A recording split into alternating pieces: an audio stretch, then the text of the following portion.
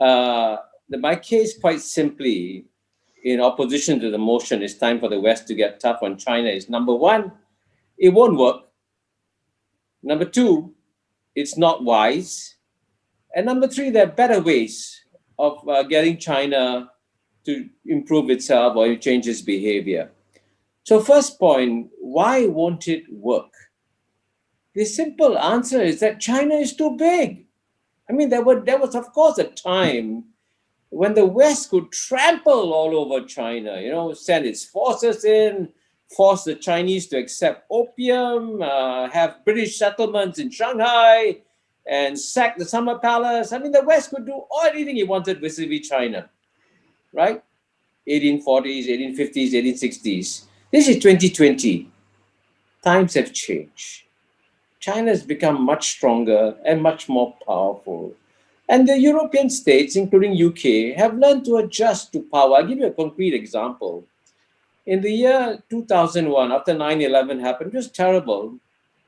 The United States became the first modern developed country to introduce torture, a clear violation of all the human rights provisions that Tom has mentioned earlier. And torture is absolutely unacceptable. But guess what?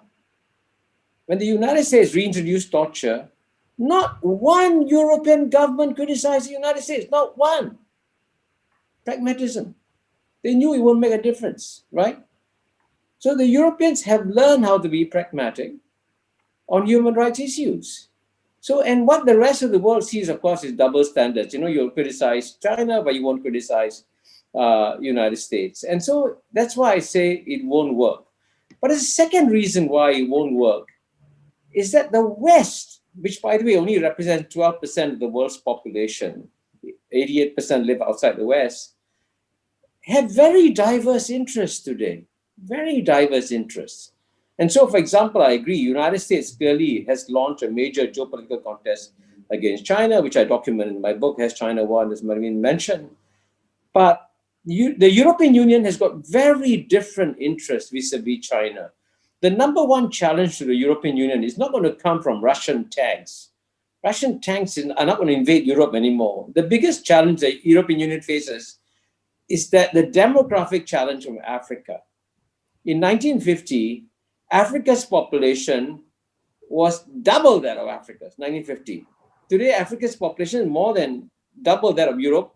And by 2100, Africa's population will be 10 times the size of Europe. So Europe has got a very strong national interest to promote the development of Africa.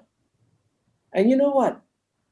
The best partner, if you want to promote the development in Africa, is the biggest new investor in Africa, which is China. And this explains why several European Union states, including Italy, Greece, and others, have joined the Belt and Road Initiative because they see that the development of Africa is in Europe's strategic interest. And so if you want European states, they won't sacrifice their interests just to join the British in criticizing China. And the other point I will make, which is, I guess I hope you bear this in mind all the time, when I said that the world, when the West represents only 12% of the world's population, 88% lives outside the West. And most of the 7 billion people don't want to join any Western crusade against China. So that's the key reason why you shouldn't do it.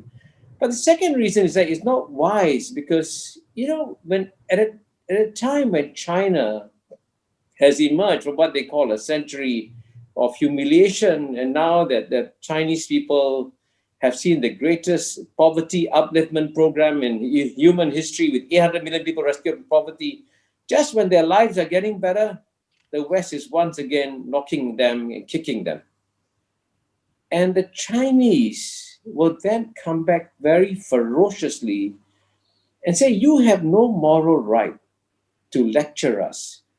Because when we were weak, when we were downtrodden, when our people were suffering from poverty, when our people were suffering from famine, when our people were suffering from starvation, you didn't bring human rights to us. What did you do? You conquered us. You trampled on us. You burned our summer palace. And so as a result of that, what you're going to get in return from China is a massive amount of anger, which is not going to work in the interest of the West over the long term. So Napoleon was very wise when he said, let China sleep. For if it wakes, it will shake the world. And so far, China has been rising peacefully, hasn't fought a war in 40 years, hasn't fired a bullet in 30 years. Why do you want to provoke this dragon and make it angry, right? And the second reason why it's not wise is that China can retaliate. Now China is so much bigger. I mean, China's GNP, by the way, is almost 6 times the British GNP. And today, after Brexit, when you're trying to forge a new future for the UK, when you're trying to make London as a financial center very strong, London's prospects as a financial center will be hugely damaged if you cannot trade in the renminbi, the currency of the second biggest economy in the world. And actually, London has worked out some very good, wise, prudential arrangements with China. All this is going to be jeopardized by any kind of crusade against China. And then you will find what will happen then. Every country will say, okay, this is not where my interests lie.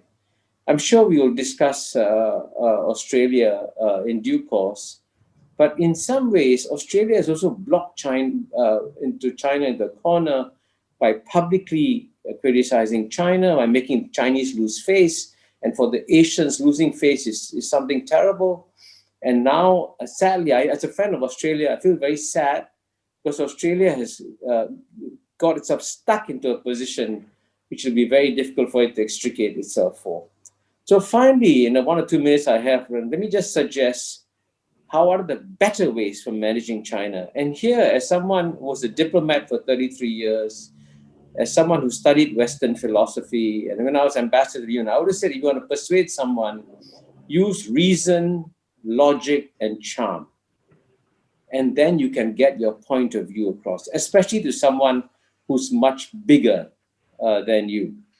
And I do think that if you do that privately with the Chinese and talk to them and explain that some of the things they're doing are wrong, they should do them better, you're more likely to have an impact and see changes.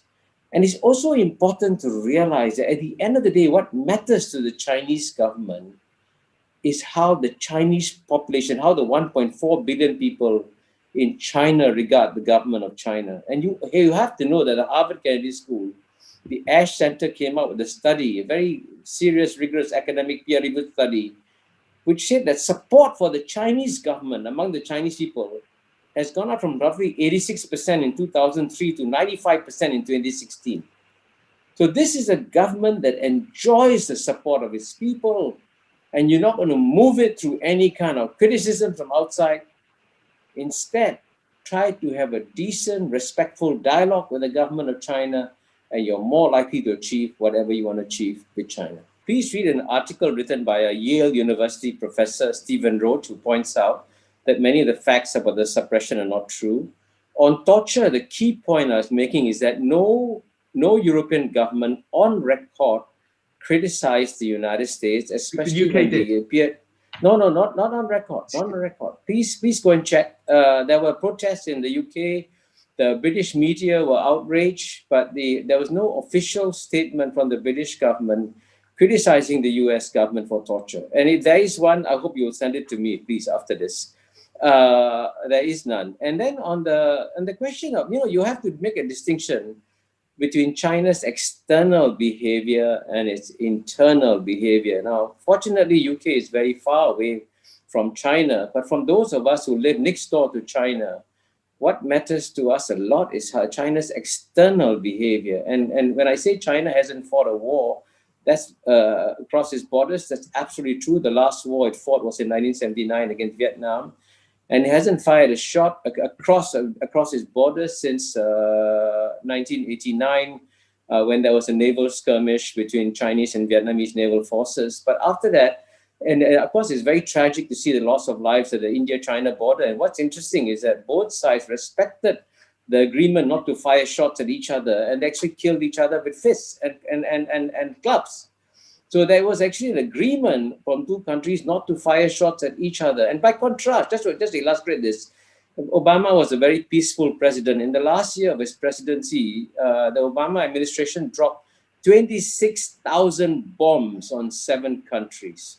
China hasn't done that. You can take China to the World Court, but countries basically will ignore its decisions. If I'm not mistaken, I think Tom probably knows better than I do.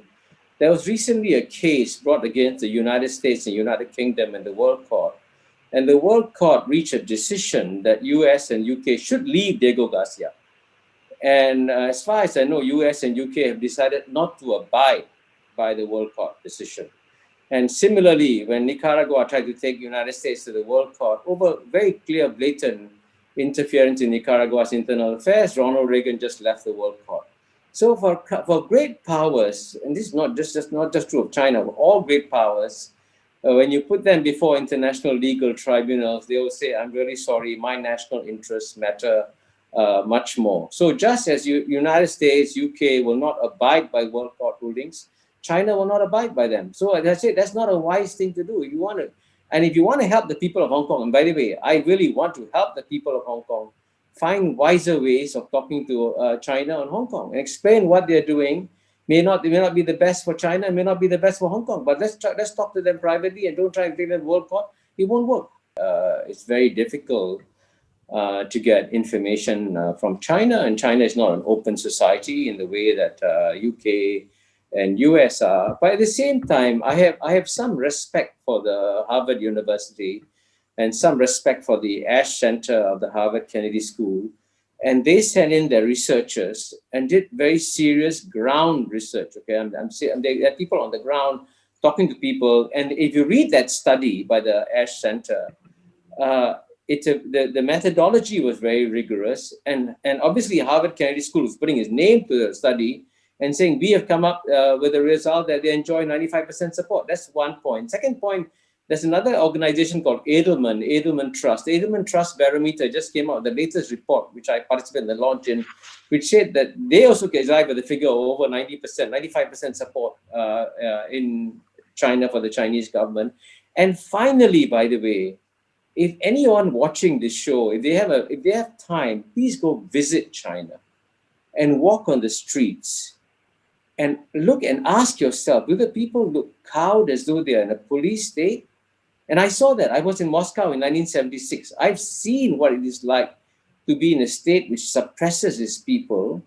And I've been to a place where there are no police around. In fact, when you go to China, what is surprising is how few policemen are around. And the amount of entrepreneurship that you see in China, which is the second highest in the world today after the United States, is a result of the fact that people are happy and active and participating in all these activities. So there are all kinds of evidence to back up the claim that there's so much support for the Chinese government. I mean, but that, again, as I said, read the Harvard Kennedy School study. That at a time when we have more pressing global challenges like COVID-19, when we have to worry about global warming, let us acknowledge that we live on a small, imperiled planet Earth, okay? There are much more serious issues that humanity has to deal with. So my advice to Joe Biden is, okay, even if you cannot stop the geopolitical contest between the US and China, just press the pause button for a few years. Let's get rid of COVID-19. Let's kill it completely. And as a result of COVID-19, 100 million people have fallen back into poverty. So what's more important, having a geopolitical contest or rescuing 100 million people from poverty? So that's what we should be focused on. And I would tell Joe Biden right now, work with, not just with China, with the whole world together, united, to get rid of COVID-19, to address the challenges of global warming, to address the issues of biodiversity, the issues of overfishing in our oceans. These are the more important issues, and we should be working together with China, because if China is not part of the solution, China becomes part of the problem.